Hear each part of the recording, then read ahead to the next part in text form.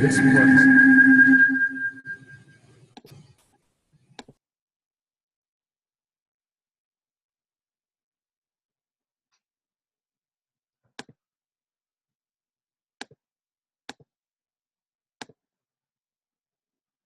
All right, we are going to go ahead and get started with the 2014 State Officer Candidate webinar. So basically, we'll just get started, and if people come in as we're going, that is perfectly fine, and we will continue from there. To get the webinar process started, if we could all go on our computers to the Iowa FFA webpage that we can see on the bottom of the PowerPoint there, and the State Officer Candidates portion of that, and open up the workbook. I'm sure most of us have probably seen it already, but go ahead and get towards that here now, and we will we'll be using that throughout our entire webinar here today. A couple of people have talked to me that they're still trying to join, so we're going to try to keep going if we can, but they'll catch up if they come in a little bit later.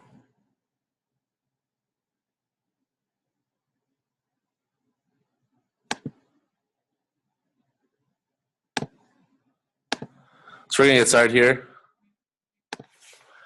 Throughout the webinar, I just want to let you guys know that I have my information up on one of the next slides here before long. And that will have my email and my phone number on there. At any time throughout the webinar, if you have any questions or if there's something going wrong or need to let me know something, feel free to text me or email me, and I'll answer it live here while we're going. So my name is Josh Earl. I'm currently the Iowa FFA president, and I will be hosting you all this evening for the webinar. First off, I just want to say congratulations. It's an honor to even be considering running for state office, and to go through with it as an extreme honor. And I want to congratulate each and every one of you for taking that step for the Iowa FFA and for yourself. It's a huge honor. It's an exciting time. It will definitely be here before we know it.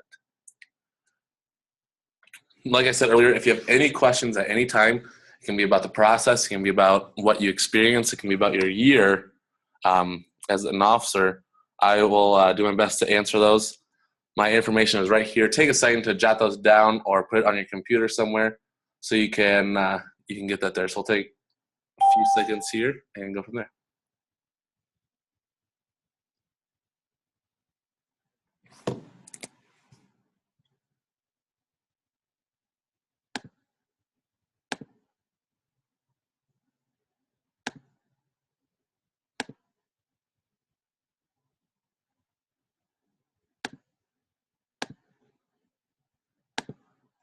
All right, continuing on.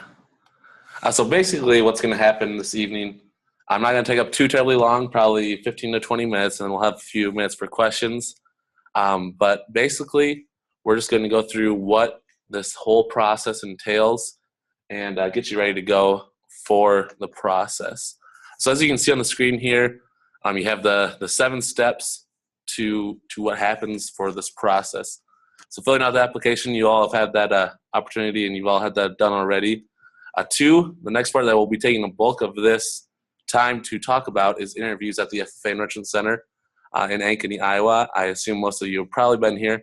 If not, you'll get more details as the time comes closer. So basically, there's a whole bunch of interview rounds at number 2 at the interviews there, and we'll dive into those deeper here before long. Number 3 on this page, the ballot is announced at the business session at State Leadership Conference. So that will not, it's not like district convention where it's announced before then. So it's announced at business session, which is, I believe, 10 o'clock on Monday morning, the 28th. And then if you are balloted, you give a 2-minute speech and you answer 2 questions. And the votes are the people are elected from the votes and the non-com score there, which we will talk about later as well. And then the final session on Tuesday, 4th and final session, that is when the new officers are announced. So here's the interview timeline. I'm sure all of you have probably seen this. It is April 23rd and 24th. The start time is roughly around 1 p.m. and the end time on the 23rd, and the end time is roughly 5 p.m. on the 24th. This will vary. It'll do different with the amount of state officer applications, for example, and just how fast the nominating committee goes. The attire for this will be official dress unless noted otherwise. And we're going to continue right through this. We're starting with the state officer selection process workbook. If you join us a little bit later here, it is on the Iowa FFA page. If you go to state officers, scroll to the bottom of that little thing, it is called state officer candidates. If you go there to materials, you'll see 2014 state officer candidate workbook. Select that, and it's got a whole bunch of information that you can see there. Hopefully all of you have looked through this already. So first thing we're going to start with is personal growth questions. You can see yourself in the middle there and all of the different portions that it will entail around the outside. Okay, so it seems like a lot, but when you really dive into it, it's really not too bad. So we're going to start with communication to start here. Communication demonstrates the effective use of various forms of communication. So you can see what it has there, what's listed. Basically, the nominating committee is just looking for how they think you're going to communicate with others, how you're going to communicate with the group, not only verbally but non-verbally, different skills that you can portray there. As you can see, that's worth 15% of your total nominating committee score.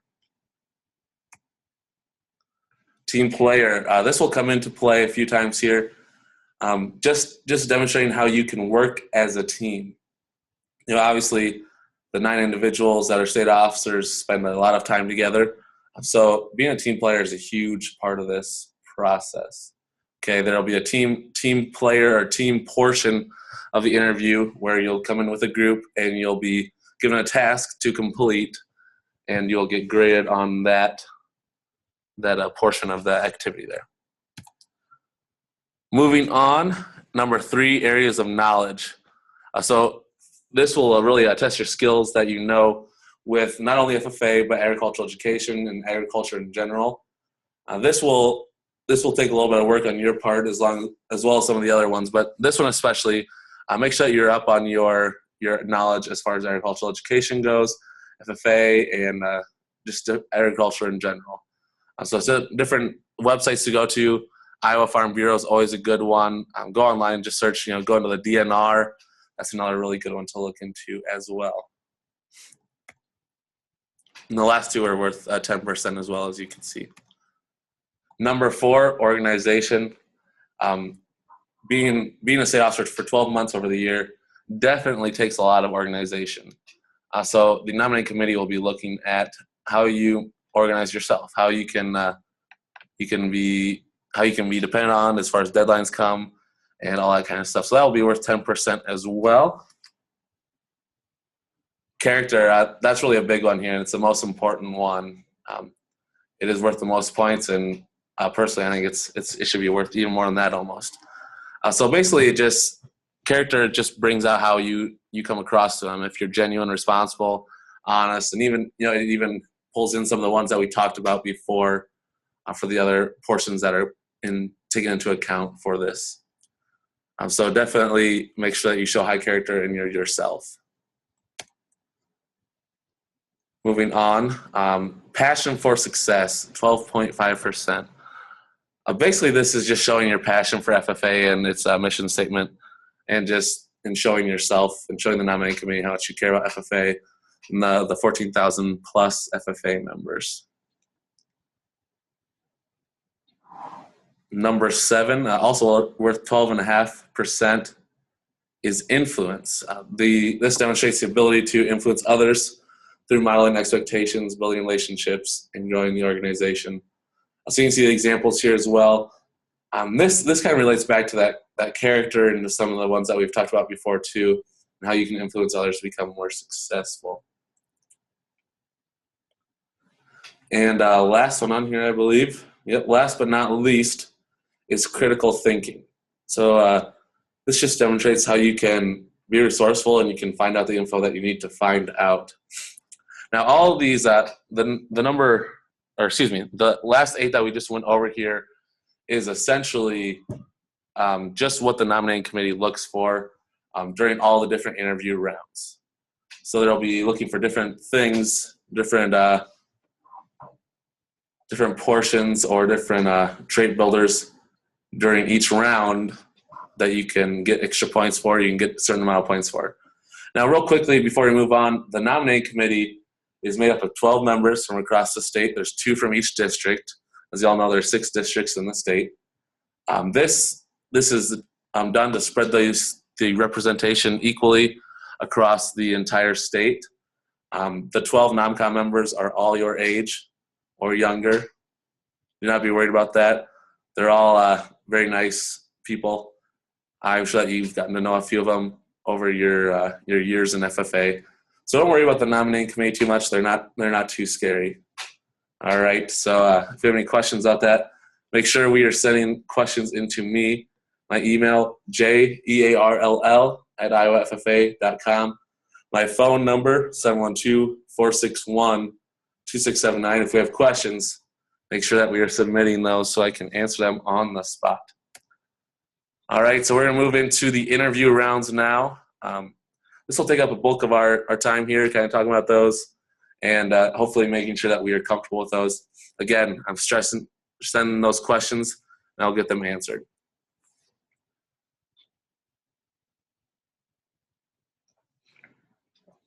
As you can see, the first round is personal round 1. Now, this round is really made for the nominating committee to get to know you, get to know your goals, your motivations, and why you want to be a state officer. So as you can see, that's that tip there. We really want to encourage you to leave a very, very good first impression. Now, all of you have met individuals that are maybe high up. If you met the governor or whoever, just think about how you tried to make yourself known and how you might try to make that impression. That's what we really want to portray in this personal round 1. So it'll be yourself and the entire nominating committee. You'll have 6 minutes. They'll ask you anywhere from 3 to 5 questions. These are just getting to know you, getting to know the real person. This is another example of a place that you want to be very genuine. A few more things here. So some examples. Tell me about a time when you had to choose between FFA and something else. So for example, if you're on the basketball team, well, instead of going to a basketball game on a Saturday, I decided to go to district convention and compete in district contest. For example, and I know I'm not giving real good examples, but I don't want you to just steal all my thunder here. I don't want you to steal all my answers, so be careful with those. So these are just some examples that you can see here, and I'm not going to answer them for you like I said earlier, but make sure that you can answer most of these questions. And on the candidate workbook, if you go towards the very bottom, you'll see all types of questions that may be asked. Moving on, multiple choice test. So there's 60 questions, and it's taken in the computer lab here at the Enrichment Center, actually where I'm sitting right now. And you'll have 45 minutes to answer those 60 questions. Basically, we're just testing that you know what you're talking about.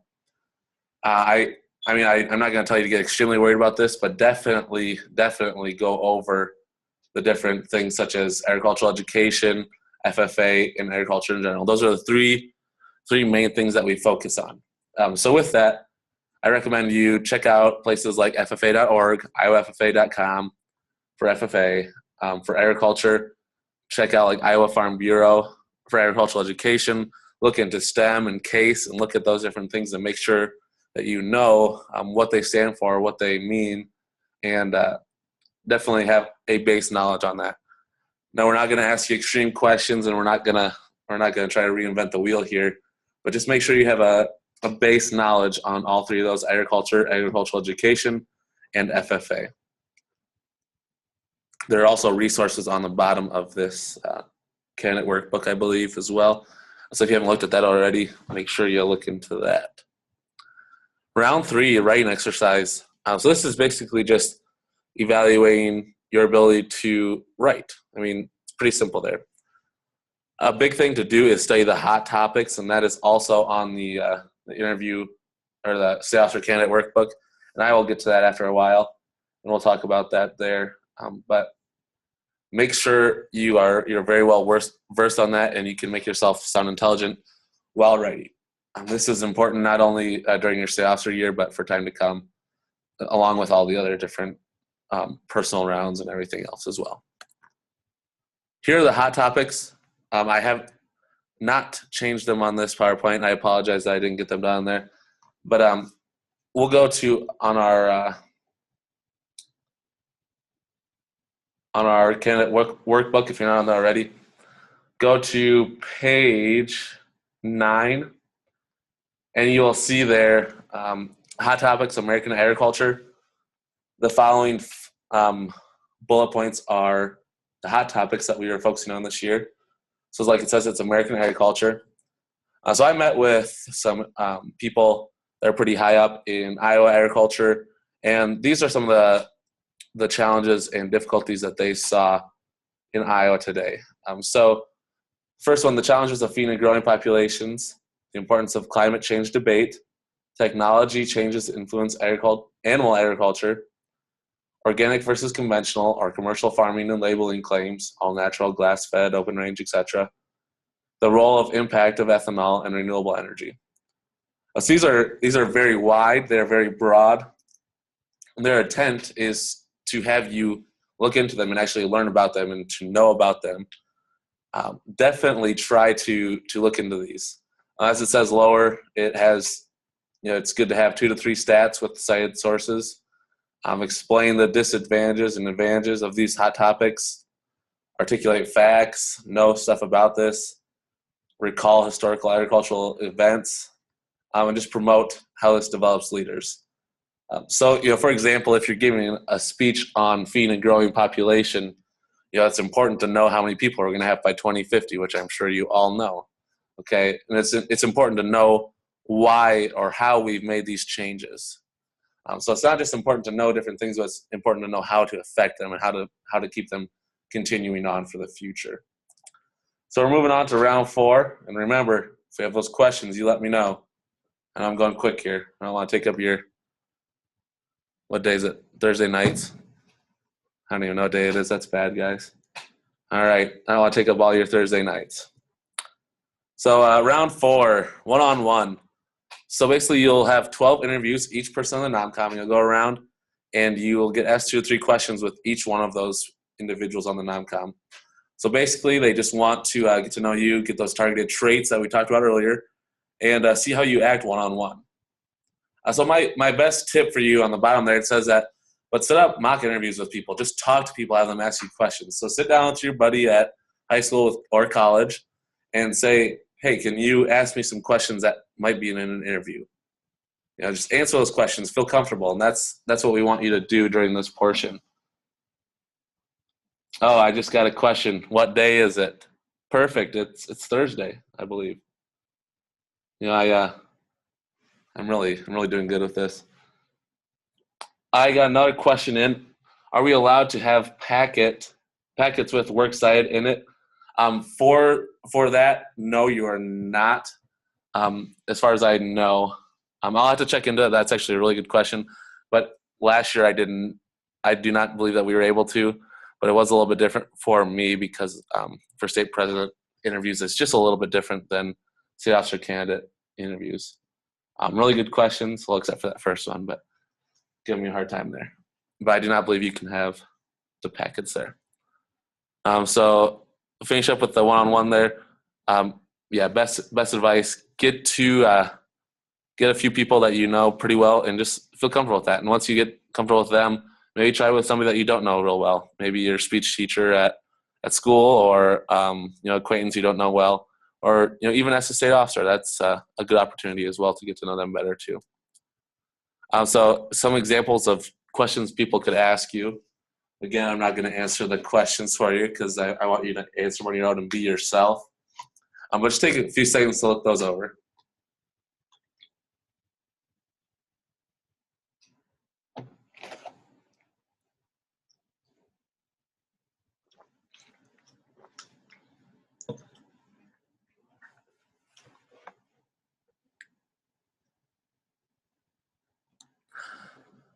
All right, a few more. I'll give you a few more seconds to look at that.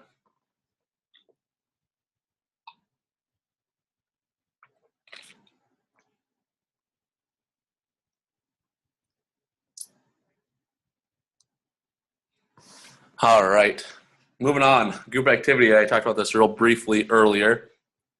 So there's going to be Groups of 5 likely for this, 4 or 5. No, it says 3 to 5 there, but it just kind of depends on a few things. It'll be around 15 minutes total. Like I said before, the main focus of this activity is to evaluate how you can work in a group. 9 people together for an entire year is definitely a tough thing to do, as I'm sure some of you know. But absolutely, this is a very important activity. This can make it or break it for some people. So just find out how you work with people. Get some suggestions. Talk to people about how you work with people. See how you can improve. Moving on, round 6, the stand and deliver portion. So you'll have 20 minutes to prep for this advocacy stand and deliver, 3-minute speech, and then 2 to 3 questions. The 5 minutes total on the questions. The essential purpose of this is to evaluate how you can verbally convey a message in front of a group. So the main focus of this is the hot topic. So we just got done talking about that a little bit earlier, but the American agriculture will have one of those topics in your stand and deliver. Now, for this portion, the nominating committee will not be judging you or giving you scores. This will be outside sourced.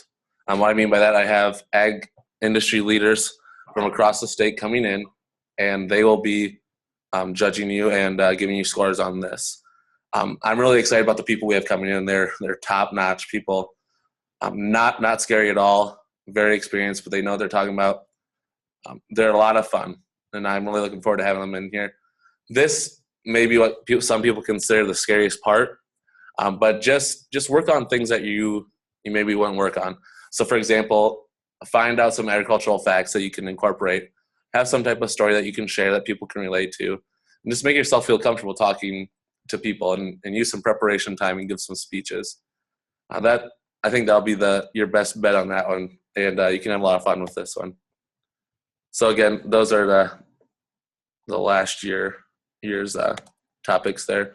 We already went over the hot topics, so we won't go over those again unless we have any questions on those. And round 7, and this is the last round here.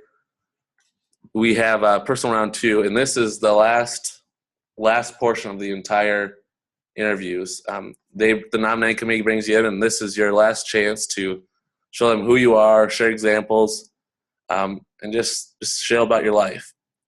This again is evaluating your character and how you want to be successful, and it shows your influence as well. So similar to the first round, except this is just kind of the closing round. Really get to know who you are, okay? So again, here's some more examples of questions. I'll give you a few seconds to look those over. Again, if you have questions, shoot them in, email or text.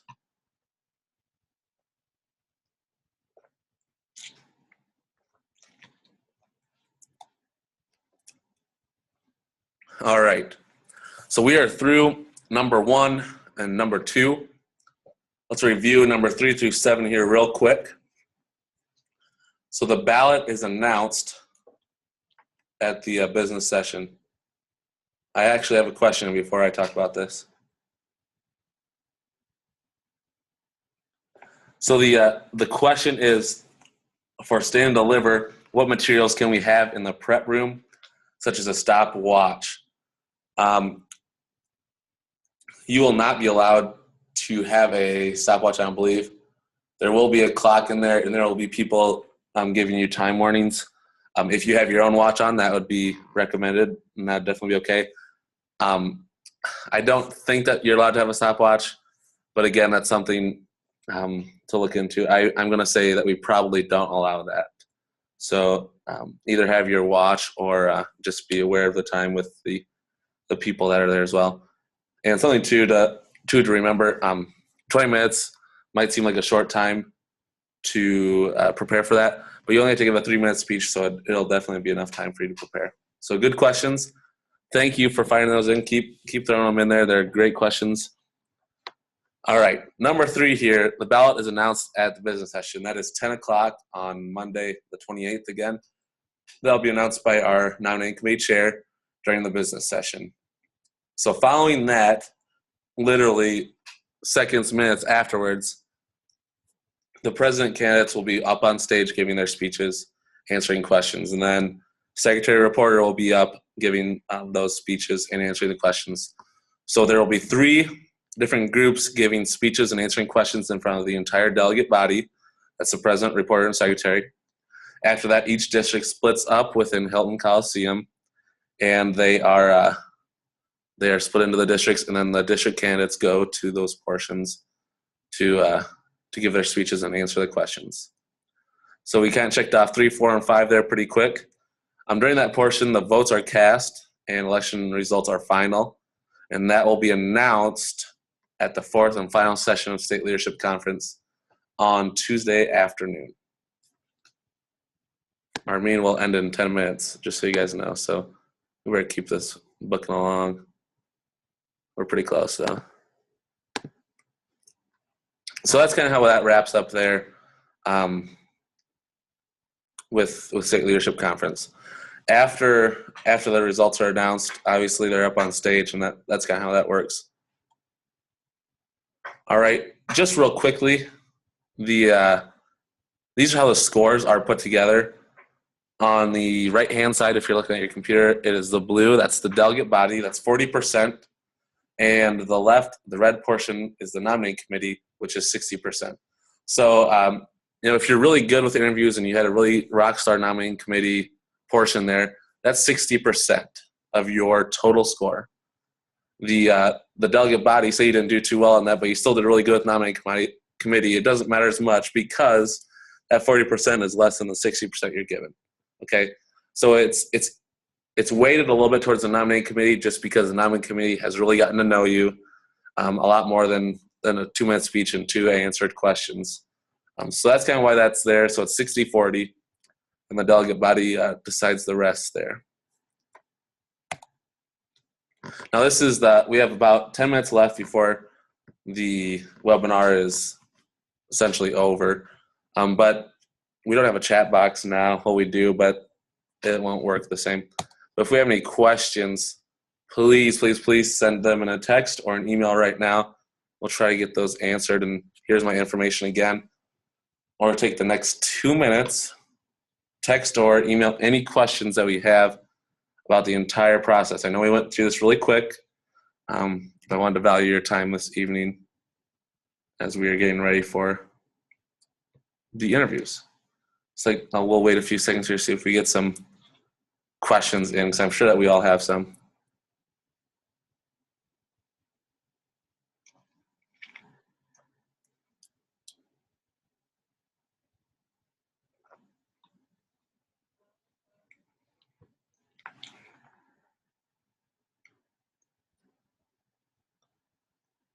All right, here's our first question that came in.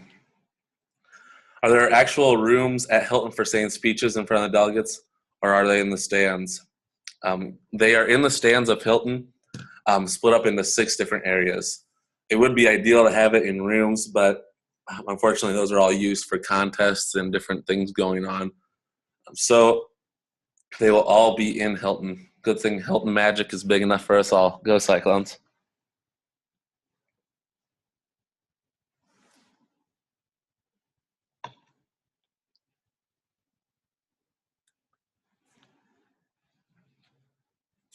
Keep entering those questions, guys.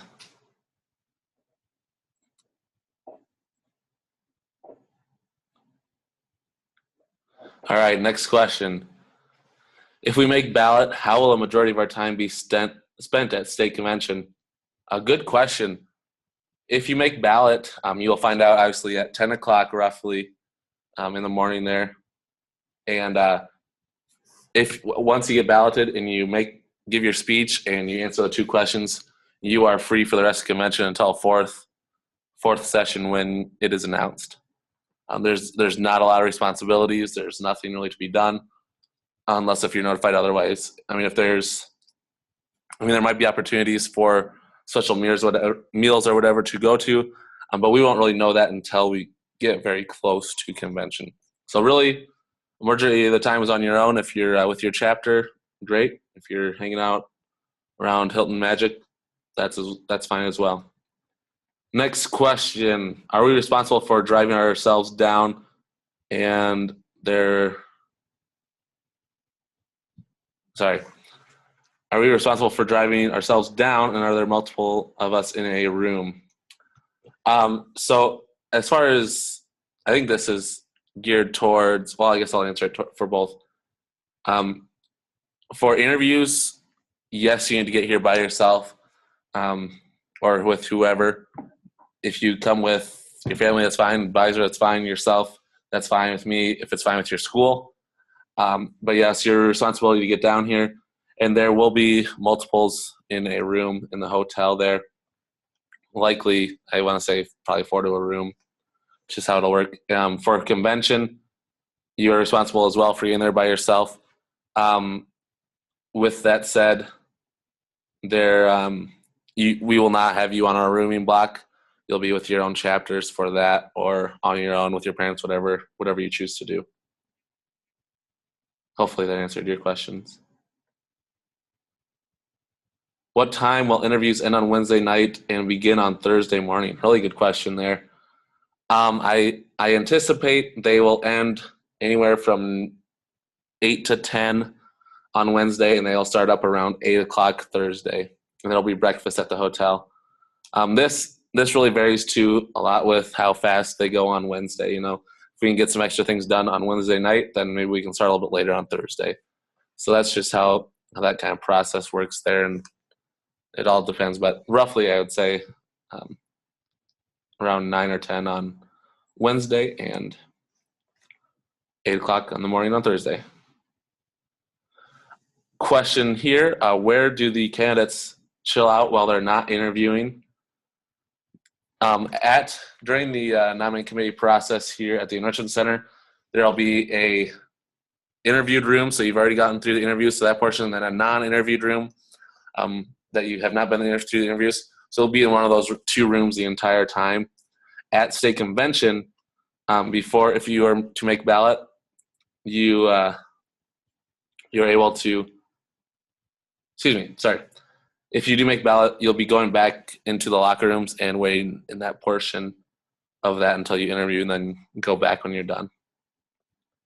So you'll be in those 2 places for the different interviews. Good questions, guys.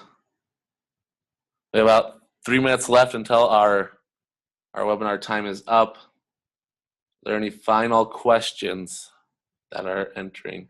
Oh, we got one up here on my computer. Keep firing them in here. The question is, how many people are anticipated to be at interviews, as in candidates? I'm not allowed to answer that question necessarily.